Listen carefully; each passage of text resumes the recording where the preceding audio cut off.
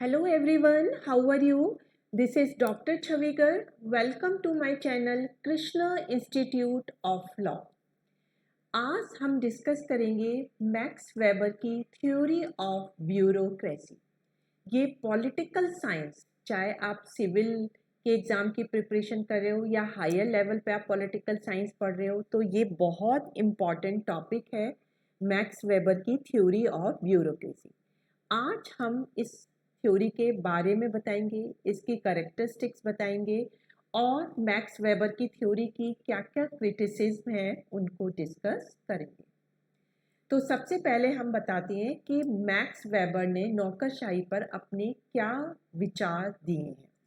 देखिए, जो max weber थे वो पहले समाजशास्त्री थे जिन्होंने बहुत ही ऑर्गेनाइज वे में ब्यूरोक्रेसी के ऊपर अपनी जो है स्टडी करी थी और अपने विचार प्रस्तुत करे थे।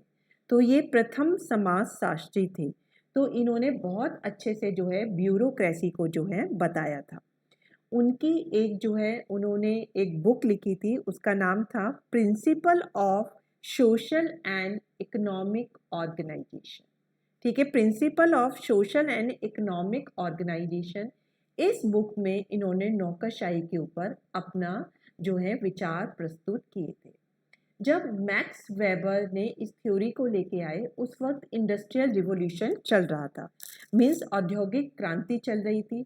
तो उस वक्त बहुत सारी कुरीतियाँ भी पैदा हो रही थी, जैसे एक तो भाई भतीजावाद की थी, और जो है दूसरे लोगों को आप अपना सबॉर्डिनेट मानने लगे थे, उन पे जो है उनके साथ बहुत बुरा व्यवहार करते थे, पावर का लोग बाग एक्सप्लॉयटेशन करने लगे थे, और जो है सोशल वेलफेयर को ना देख के सब लोग अपनी इंडिविजुअल वेलफेयर को देखने लगे थे। तो इन सब जो ये कमियां थी, इनको दूर करने के लिए ही उन्होंने ब्यूरोक्रेसी का एक आइडियल मॉडल प्रस्तुत किया। आइडियल मॉडल मीन्स आदर्श मॉडल प्रस्तुत किया। तो इसलिए मैक्स वेबर की जो थ्योरी है वो एक आपको आइडियल ब्यूरोक्रेसी के बारे में जो है बताती है। वो कहती है कि ये जो है, अगर हम गवर्नमेंट के काम को जो है एक अपॉइंटेड ऑफिशियल के थ्रू चलाएंगे, तो वो वाला शासन जो है सबसे तर्कपूर्ण और सबसे रेशनल शासन जो है माना जाएगा। तो इसीलिए मैक्स वेबर ने ये भी कहा है कि जब अपॉइंटेड ऑफिशियल की जो एक एडमिनिस्ट्रेटिव बॉडी होती है उसी को हम ब्यूरोक्रेसी कहते हैं, और इनका इन्फ्लुएंस जो है हर ऑर्गेनाइजेशन में होता है। तो इस तरीके से उन्होंने बताया कि ब्यूरोक्रेसी किसे कहते हैं। अब ब्यूरोक्रेसी के लिए उन्होंने बताया कि ये दो चीज़ों पे जो है डिपेंड करती है। किन दो चीज़ों पे? एक पावर पे और एक आपकी अथॉरिटी पे। उन्होंने कहा कि अगर ब्यूरोक्रेटिक के पास पावर भी है और अथॉरिटी भी है, तो ब्यूरोक्रेसी बहुत अच्छी तरीके से जो है चलती है। उन्होंने सबसे पहले पावर या शक्ति को बताया। तो देखिए, शक्ति किसे कहते हैं। फॉर एग्जाम्पल, आज आप जो है अपने कॉलेज में पढ़ रहे हैं और आप लेट आते हैं, और टीचर जो है आपको क्लास से बाहर निकाल देता है। तो वो कहता है कि आप रोज़ लेट आ रहे हो, मैं आपको क्लास में एंट्री नहीं दूंगा। तो इट मीन्स उस टीचर की जो है ये शक्ति है कि वो आपको क्लास से बाहर भी निकाल सकता है, और आप चाहे उसका कितना भी विरोध कर ले तो भी आप क्लास में एंटर नहीं करोगे।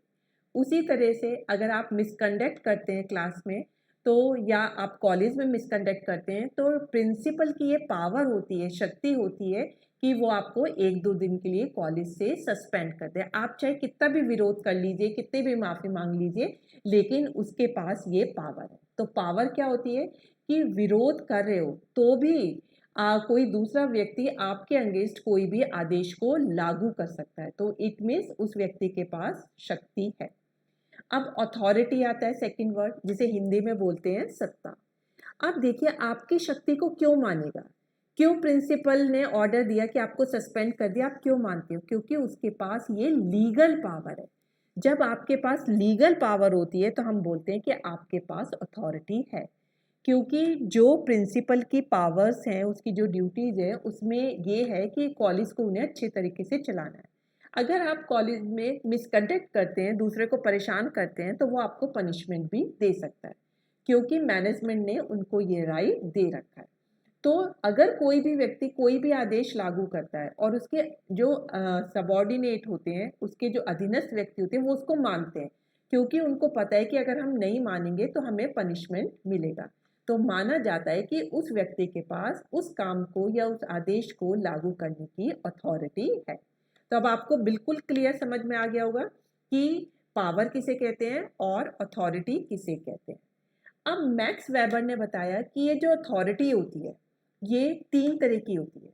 एक ट्रेडिशनल अथॉरिटी, एक करिश्माटिक अथॉरिटी, एक होती है लीगल रेशनल अथॉरिटी। देखिए अब हम इनके बारे में वन बाय वन करके पढ़ते हैं। सबसे पहले है ट्रेडिशनल अथॉरिटी। ट्रेडिशनल का मतलब होता है कि जो टाइम से चली आ रही है, और अगर किसी बंदे के पास कोई अथॉरिटी चली आ रही है और आप बिना किसी विरोध के उसकी बात को मानते हैं तो वो कहती है ट्रेडिशनल अथॉरिटी। जैसे कि पहले जॉइंट फैमिली होती थी, तो जो घर का करता था तो सारे मेंबर उसकी बात मानते थे क्योंकि एक ट्रेडिशन चली आ रही थी। आज भी आप अपने घर में देखिए, आप अपने पापा कुछ बोल देंगे तो आप उनकी बात को टाल नहीं सकते हो, क्योंकि ये एक ट्रेडिशनल अथॉरिटी है कि आप उनकी बात मानते ही हो। अगर आप अपने मोहल्ले में घर पे भी हो तो आपके घर वाले नहीं, अगर कोई बड़ा व्यक्ति भी आपको कुछ कह देता है तो आपको वो मानना पड़ जाता है, क्योंकि हमारे समाज में सिखाया जाता है कि एल्डर्स की आपको रेस्पेक्ट करनी है, उनकी बात माननी है। तो this is called traditional authority. Next होती है करिश्मेटिक अथॉरिटी, कि किसी किसी व्यक्ति की पर्सनैलिटी इतनी बढ़िया होती है कि आप ना चाहते हुए भी उसकी बातों को मानने लगते हैं, उसे कहते हैं करिश्मेटिक अथॉरिटी। देखिए आप कॉलेज में जाते हैं, बहुत सारे टीचर होते हैं, लेकिन किसी टीचर की इतनी अच्छी पर्सनैलिटी होती है, वो इतने अच्छे ढंग से पढ़ाता है और इतने अच्छे ढंग से आपकी प्रॉब्लम को दूर करता है कि वो ना आप ना चाहते हुए भी उसकी हर बात को मानने के लिए मजबूर हो जाते हो। तो ये कहलाता है करिश्मेटिक अथॉरिटी। वैसे ही आप देखिए बहुत से जो है लोग बाग अपनी स्पीच देते हैं, तो आपको हर एक की स्पीच अच्छी नहीं लगेगी, लेकिन किसी किसी की स्पीच आपको बहुत अच्छी लगती है और वो अपनी स्पीच में जो बातें कहते हैं आप जो सोचते हैं कि हमें उसकी ये बात माननी चाहिए। तो दिस इज कॉल्ड करिश्माटिक अथॉरिटी, कि व्यक्ति की पर्सनैलिटी से अगर आप उसकी बात को मानने लगते हो, उसकी इतनी अच्छी पर्सनैलिटी है, तो वो कहलाती है charismatic authority. Last max weber ने अथॉरिटी बताई है लीगल रेशनल अथॉरिटी, कि अगर आप किसी व्यक्ति की बात इसलिए मानते हैं क्योंकि उसके पास उसकी कानूनी सत्ता है, अगर आपने उसकी बात नहीं मानी तो वो आपको पनिशमेंट दंड भी दे सकता है, तो वो कहलाती है legal rational authority. Max weber ने कहा है जो नौकरशाही होती है वो इसी तरह की अथॉरिटी से मिलकर बनती है, लीगल रेशनल अथॉरिटी। तो उन्होंने 3 टाइप की अथॉरिटी बताई, ट्रेडिशनल, करिश्मेटिक और लीगल रेशनल अथॉरिटी। जो नौकरशाही होती है वो आपकी लीगल रेशनल अथॉरिटी को कंसिस्ट करती है। तो अगर जो नौकरशाही में आपके जो मेंबर होते हैं अगर उन पे लीगल अथॉरिटी है, तो इसका मतलब वो नौकरशाही जो है बहुत अच्छे से वर्क करेगी और वो एक आइडियल अथॉरिटी हो सकती है। अब हम देखेंगे जो मैक्स वेबर की जो आइडियल ब्यूरोक्रेसी थी उसके क्या क्या फीचर्स। देखिए उन्होंने कुछ सर्टेन फीचर बताए अपने आइडियल ब्यूरोक्रेसी के। उन्होंने कहा कि सबसे पहले तो clear cut division of labour होता है, कि श्रम विभाजन होता है। उन्होंने कहा कि जो भी ब्यूरोक्रेसी में मेंबर है, हर मेंबर को अलग एक टाइप का वर्क करना है, और जब सब लोग अपना अलग अलग टाइप का वर्क करें तो वो उसी स्पेशल काम में जो है स्पेशलाइज हो जाते हैं। तो इसी को कहते हैं कि श्रम विभाजन, कि मतलब सारे काम एक ही व्यक्ति को नहीं करने हैं। एक व्यक्ति को मार्केटिंग देखना है, एक व्यक्ति को प्रोडक्शन देखना है, एक व्यक्ति को देखना है कि डिस्ट्रीब्यूशन कैसे करना है, एक व्यक्ति को एडमिनिस्ट्रेशन देखना है। तो जो जिस काम को करता रहता है तो शुरू में वो गलती भी करता है, लेकिन धीरे धीरे वो अपनी उसी काम में एक्सपर्ट हो जाता है। तो यहाँ पर उन्होंने बताया कि ब्यूरोक्रेसी में clear cut division of labour होना चाहिए। नेक्स्ट है सेट वर्किंग प्रोसीजर। उन्होंने कहा कि जो ब्यूरोक्रेसी के मेंबर हैं वो जो भी काम करें बिल्कुल एक प्रोसीजर के हिसाब से करें। अगर वो प्रोसीजर के हिसाब से नहीं करेंगे तो एक पूरब में जाएगा तो एक पश्चिम में जाएगा, तो सारा का सारा केओस हो जाएगा। तो आइडियल ब्यूरोक्रेसी में बिल्कुल एक प्रोसीजर होना चाहिए, कोई भी उस प्रोसीजर से बिल्कुल भी नहीं हिलेगा, चाहे उन्हें वो प्रोसीजर गलत भी लग रहा हो तो भी जैसे जैसे प्रोसीजर में लिखा है बिल्कुल वैसे वैसे ही वो लोग काम करेंगे। नेक्स्ट है consistent system of abstract rule. देखिए इसमें उन्होंने बताया कि जो भी हम एक पूरा सिस्टम बना लेते हैं उसी सिस्टम के हिसाब से जो है हम काम करेंगे। तो इस सिस्टम में हम जो है बहुत ही ट्रेंड लोगों को रखते हैं जो कि एक बहुत टफ एग्ज़ाम को जो है पूरा करके आते हैं, क्योंकि हमें पता होता है कि ऐसे लोग बहुत ही एक्सपर्ट हैं, प्रोफेशनल हैं, और उनको हम अपॉइंट करते हैं और उन्हें रूल्स रेगुलेशन बताते हैं और उन्हीं के साथ मिलकर पूरा एक सिस्टम बनाते हैं और उसी के हिसाब से काम करते हैं। नेक्स्ट, मैक्स वेबर ने बताया कि ब्यूरोक्रेसी में हायरार्कियल स्ट्रक्चर होना चाहिए। हायरार्कियल स्ट्रक्चर का मतलब है तो सीढ़ियों वाइज, कि सबसे पहले हाई अथॉरिटी, फिर उससे नीचे की अथॉरिटी, फिर उससे नीचे की अथॉरिटी। जैसे कि आप कॉलेज में भी देखते हैं कि सबसे पहले क्लरिकल लेवल होता है, फिर फैकल्टी मेंबर, फिर सीनियर फैकल्टी, फिर प्रोफेसर, फिर प्रिंसिपल। तो उसी तरह से हर जो गवर्नमेंट डिपार्टमेंट होता है उसमें भी एक जो है हायरार्कियल स्ट्रक्चर होता है। पहले क्लरिकल लेवल होता है, फिर जूनियर ऑफिसर, फिर सीनियर ऑफिसर, फिर उनके जो है मेन जो है ऑफिसर जो है होते हैं। तो एक पूरा हायरार्कियल स्ट्रक्चर होता है और हर हायरार्की, ऊपर से हायरार्की नीचे की तरफ चलती है और कोई भी अपनी हायरार्की को जो है नेग्लेक्ट नहीं करेगा। नेक्स्ट है selection on the basis of qualification. यहाँ पे आप किसी की रिकमेंडेशन पे किसी भी व्यक्ति का सेलेक्ट नहीं कर सकते हैं। जो टफ एग्ज़ाम पास करके आते हैं, जो हमें उनमें गुण चाहिए होते हैं, उन्हीं के बेसिस पे हम इस ब्यूरोक्रेसी के मेंबर्स को सेलेक्ट करते हैं, क्योंकि यहाँ पे पूरा सब लोग रूल्स रेगुलेशन से चलते हैं और बहुत ही इनकी जो डिपार्टमेंट है वो बहुत ही कॉम्प्लिकेटेड वर्क को पूरा करते हैं। तो ये जो मेंबर्स होते हैं वो उनकी एक प्रॉपर क्वालिफिकेशन होनी चाहिए और जो उस क्वालिफिकेशन को पूरा करते हैं सिर्फ उन्हीं मेंबर को हम सेलेक्ट करते हैं। नेक्स्ट है monthly salary and pension right. ये जो ब्यूरोक्रेटिक मेंबर होते हैं, जो ब्यूरोक्रेट होते हैं, उनकी फिक्स मंथली सैलरी होती है और रिटायरमेंट के बाद उनके पेंशन राइट होते हैं।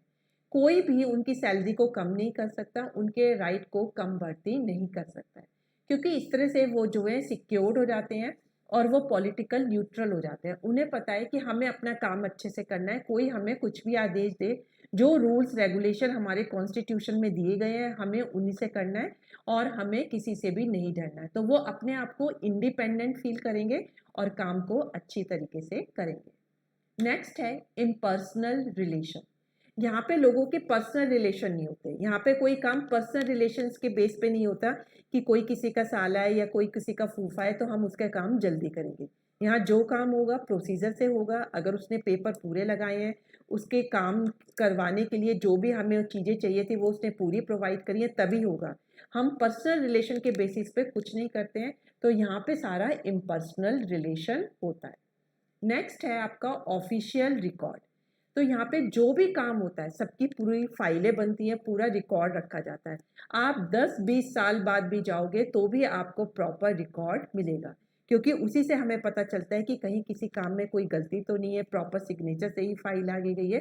तो यहाँ पे हर चीज़ का ऑफिशियल रिकॉर्ड होता है और ये रिकॉर्ड सारे आपके गोपनीय होते हैं। तो ये थी आपकी कि मैक्स वेबर ने एक आइडियल ब्यूरोक्रेसी के लिए किन किन विशेषताओं का होना जरूरी बताया। अब उन्होंने बहुत अच्छे अपने विचार प्रस्तुत किए आइडियल ब्यूरोक्रेसी के, लेकिन फिर भी उनकी जो है बहुत ही ज़्यादा क्रिटिसाइज की गई। अब हम देखेंगे उनकी किन किन चीज़ों पे क्रिटिसाइज हुई है।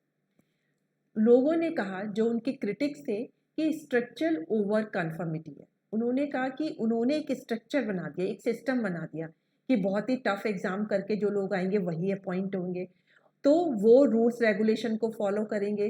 किसी के भी मतलब पर्सनल उनके जो मतलब अपना आत्मनिर्णय उसके हिसाब से नहीं करेंगे। जो सिस्टम में जैसे आ रहा है बिल्कुल मशीन की तरह उन्हें काम करते रहना चाहिए।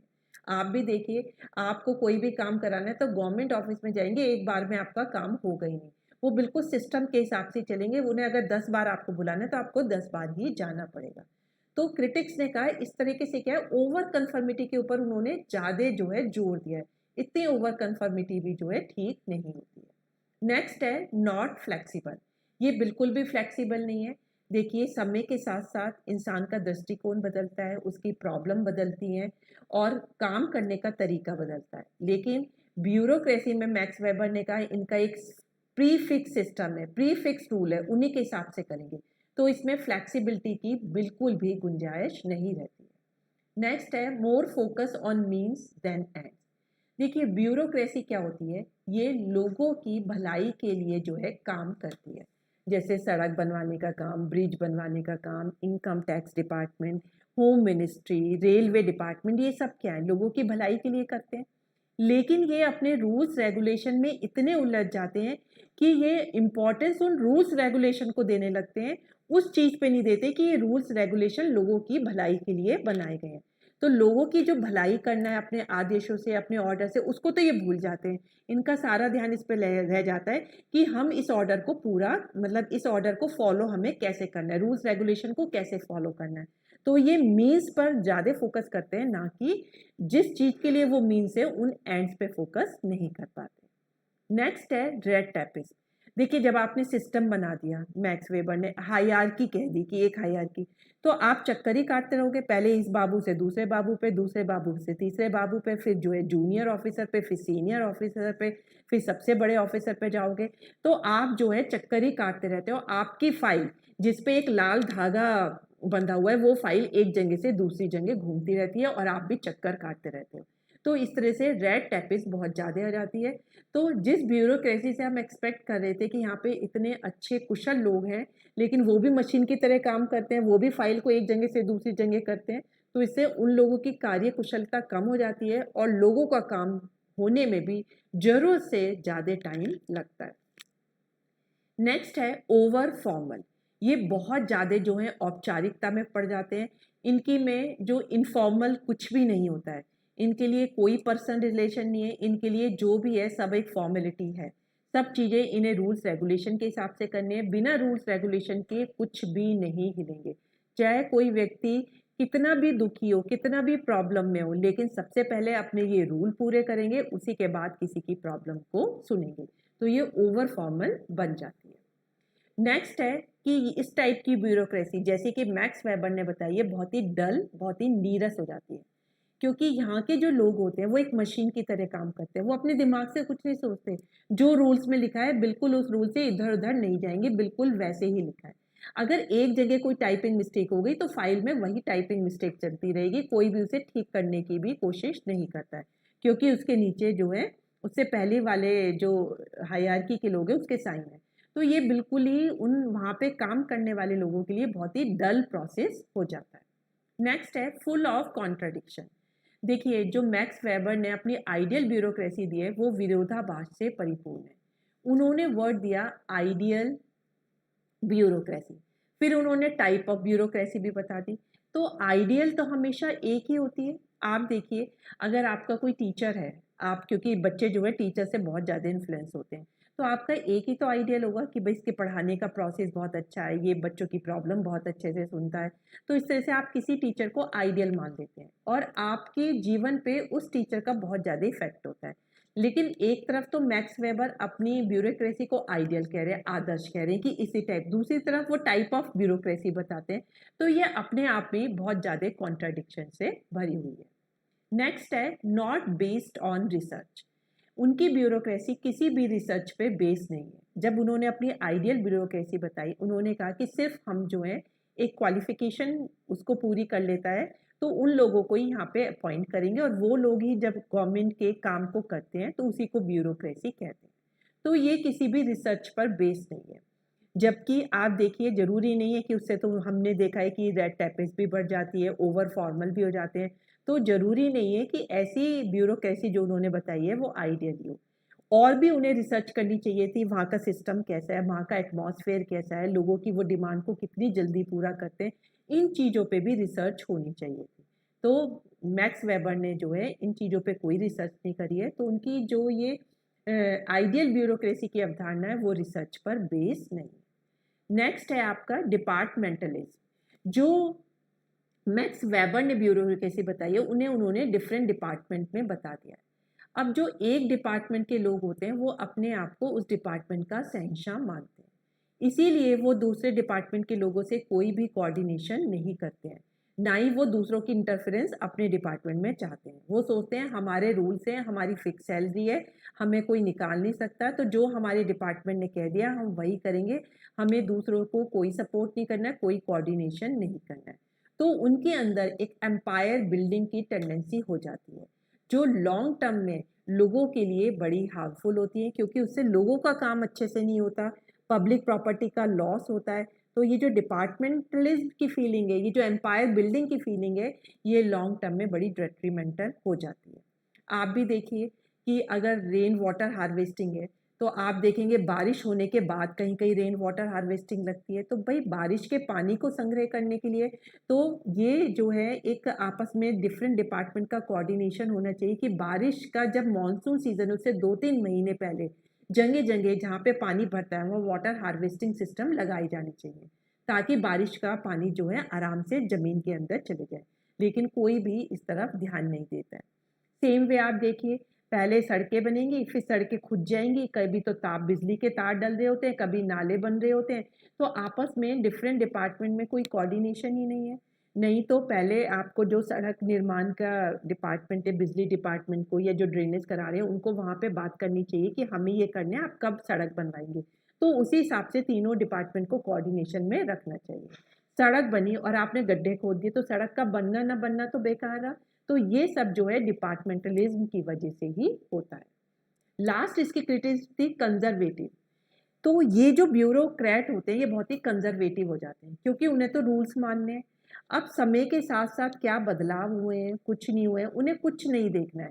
जो लिखा है रूल्स पे वो उसी को फॉलो करते चले जाते हैं। लोगों की उनसे क्या अपेक्षाएं हैं उन्हें कोई मतलब नहीं है, क्या चेंजेस आ रहे हैं, क्या नई नई टेक्निक्स आ रही हैं, उन्हें कोई मतलब नहीं होता।